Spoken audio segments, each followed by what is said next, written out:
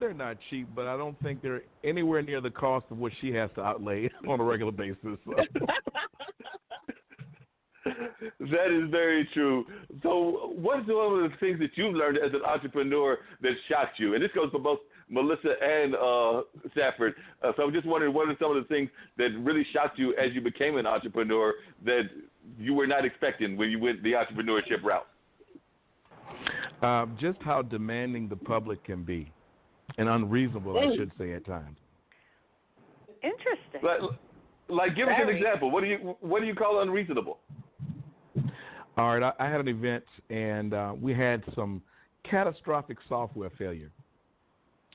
And as a result of that, things got a little backed up. But I went around and I told everybody that their services, my services, will be discounted because of the delay that we caused. Well, this one person came and was very upset that things got slowed down. So instead of coming and talking to me, they went directly to Facebook. So there was nothing that I could do to help him because he's already left, and but yet he's going on, to the internet to just talk about how bad it was that day, talking about he'd never been to anywhere where something like this has happened. And I said, well, obviously you don't fly, you don't go to see Santa at the mall, because I've done all these things where things have happened and, things get backed up. So I was just surprised at his response. I mean, unfortunately, if I can just jump in, unfortunately, because of the internet, people feel that they could just jump and do that without really giving it a thought and thinking about what the impact could be on somebody's business, rather than, stepping back for a moment and saying, let me just chill for a second and, not put this kind of negativity out there. I think the temptation is there because of all the technology. Mm-hmm. Yeah, and I imagine, because, Melisa, you probably had to deal with that to some degree as well. And I know definitely, Ms. Amen, that's one of the things that people sometimes depend on is the internet to make their judgments. Because I know sometimes even with nursing homes, people, just like they did with Stafford, they'll make a judgment based on what the Yelp review is. And, that person that gave the bad Yelp review might have been, some of it may be legitimate, but some of it may just be right. I was just going to say, actually, to tell you the truth, when people ask me, how would you tell people to find out about nursing homes, because there is a rating system. The government operates a rating system. The Centers for Medicare and Medicaid Services, there's a rating system, a 5-star rating system. But to tell you the truth, I tell people to go read Yelp reviews because I think they're more accurate. Mm-hmm. Because of how people can go about getting 5 stars is not really legitimate in some cases. So I would really go by the reviews. And if in this case for nursing homes, I'd say more than 90% of the time those reviews are probably correct. Wow. And Stafford, that's actually one of your target groups, from what I understand, is that, from what I remember, of course you do the thing at ASAP, but I also believe that Black Santa is actually very popular in those nursing homes and things of that nature. Am I correct in that? Because I know you do the malls, but it seems to me I also remember you saying of that making a target area where you try to bring this effort to bring a more diverse kind of image of what Santa would look like. Yeah, because you have to realize that most of those people, when growing up, never had this option. And so for some people, they never got to see Santa at all, but especially a Santa of color. And so we find that the older generation are more appreciative of our services, of course, than the younger kids, because the younger kids don't really care. They see a red suit and a white beard, and that's Santa. But the older generation, they didn't get to see a black Santa for most of their upbringing. And so it's exciting for them to see something like this happen. So, yeah, we try to definitely go to those areas. One of the reasons I think that's so fantastic that you do that is because another thing that I talk about is the cultural diversity in our senior population and in the nursing homes. And so I think it's really terrific because nobody is really paying that much attention to that. And if you pardon the expression, whitewashed, it's like painted with one brush, and nobody's really looking at the fact that there's so much cultural diversity amongst the senior population, and those needs also need to be addressed. So I think that's great what you're doing. Fantastic. And why do you think it was so important to have that image of a Black Santa out there? Like I said, I know you're one of I don't know how many there are in North Carolina, but you're one of several around the country. But I was just wondering why you think personally that is important to have that imagery of Santa that is of a different persuasion than the standard one that we see on TV shows and on the other malls. Well, just like in my mindset, the whole Christmas season, Jesus came for all people. He didn't just come for one race. And I think, unfortunately, for too long, Santa or Christmas has just been represented by just white figures. And personally, I don't have any problem with white people. So let me make that perfectly clear.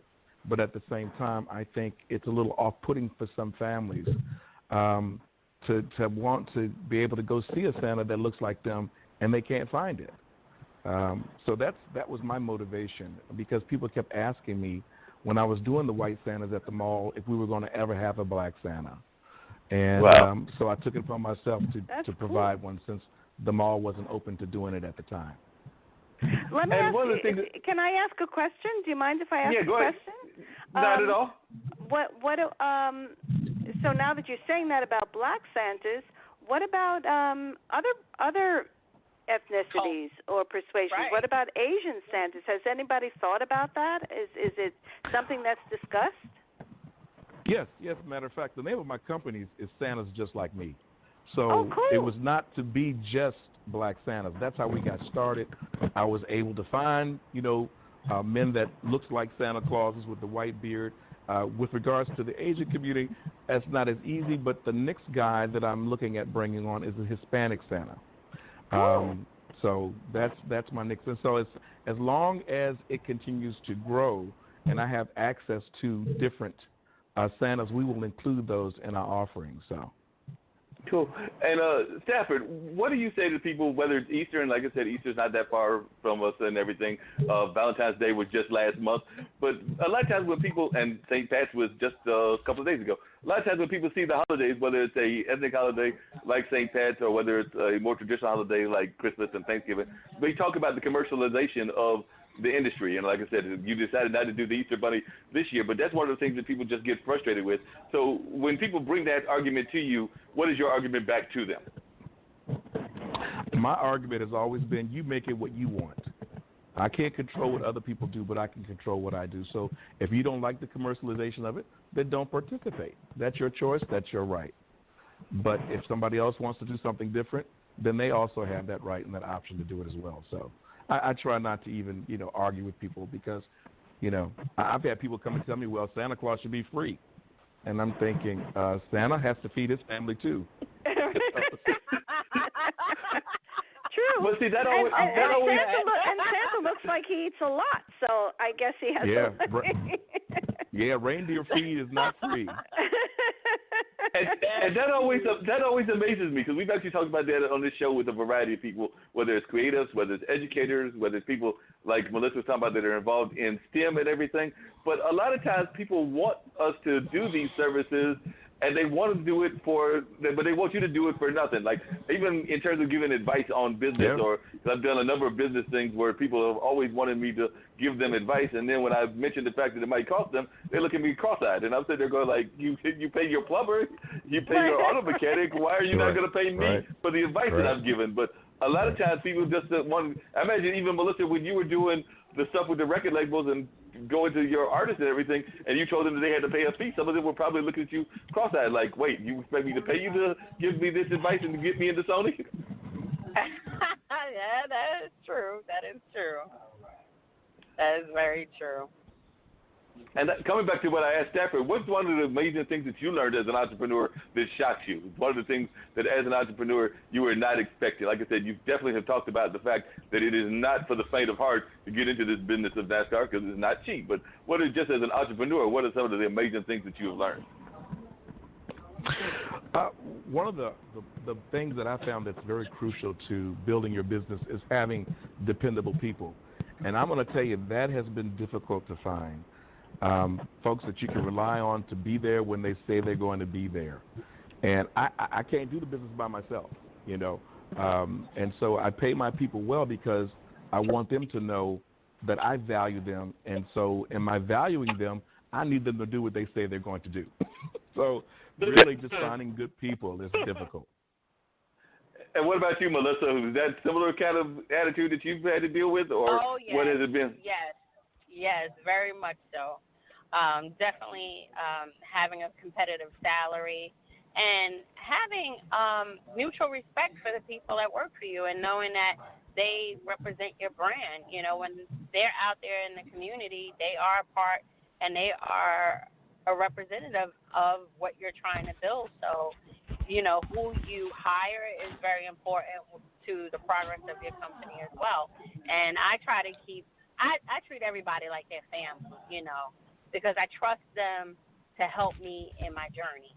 You know, I'm hoping that they're not just there. And most of the people that work with me are not just there for the paycheck. They believe in what I'm trying to do, and they're very supportive. And, you know, I make sure that I treat them with the utmost respect and that I truly, truly appreciate the time and the effort that they're putting in to help me along the way. So, you know, anything that I can do for them, you know, it could be an emergency with their family, anything.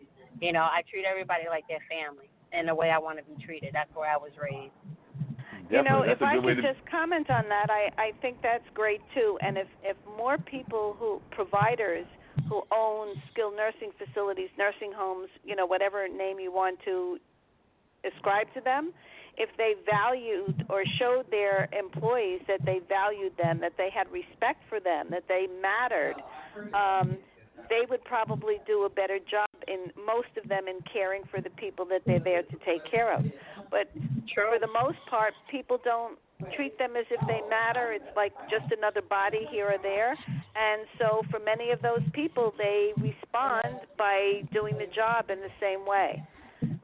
That's so important to value your employees, show them that they matter and that you respect them. You know, if I could tell a little story, I worked in a facility many years ago, and I write this story in my book, actually. He was an owner. He wasn't even an administrator. He was an owner, and I think he came several times a week, and he would walk around the facility with the administrator. And what struck me about this man was that he not only knew the names of the patients or the residents, but he knew the names of the people that worked there. And he'd stop and he asked them, you know, how their son was or their daughter or the birthday party, the graduation, the vacation. And those people were so loyal to him. Yes. They worked there for years and years and years. There was very little turnover. Everybody loved the guy because he valued them. He showed them that they mattered to him. Yeah, because that's one of the things that I've had some friends that have done at-home care, and that's one of the things that they always complain about. I've had a couple of friends, I think it's been 3 or 4 that were involved in that, and that's one of their complaints was it seems like to a lot of the owners it was all about making the money that they were making by taking care of these elderly citizens, but they were not necessarily engaged either with the employee, meaning the at-home nurse, or necessarily engaged with the clients either. So a lot of times these friends of mine would get frustrated, and I know at least 2 of them that bounced around several companies because they just found it very discouraging to have folks that were not engaged in the business that they're supposed to be about. Absolutely. You know, I just read an article about that earlier today, and actually I was very thrilled to see it was, this article was from New York State. I live in Connecticut, but it was a senator, and he actually said something that almost the same words that I usually say and that you just said, which is, you know, if you've gone into this business where you're supposed to be taking care of people, then you should really care about taking care of people. And a lot of these people are really just taking care of their money, and they're not really taking care of people. And he said then they should go into a different business. I agree. Yep. Yeah, that's one of the things I've always loved about you, Stafford, is that you definitely show that you care about the people that are coming to the event. Like I said, whether it's at Hey Time or just around when I've seen you, you definitely seem to be very engaged in the whole process. So it's not like you're just doing it. I mean, yes, you're there as a business person, but you let them know that you actually care about what you're doing. You're not just doing it just strictly for the money. Of course, you and your family are making money off the business, but you let folks know that it's something that you're passionate about. Yeah, that's true. I learned a long time ago that if you take care of the people, the money will take care of itself. A man by the name of Edwin Lewis Coles often said, money follows ministry. So if you do what you're supposed to do, you don't have to worry about the money. The money will be there. That's true. Right. Amen to that. Yes, that is true. That is very true. Now, Melissa, I imagine that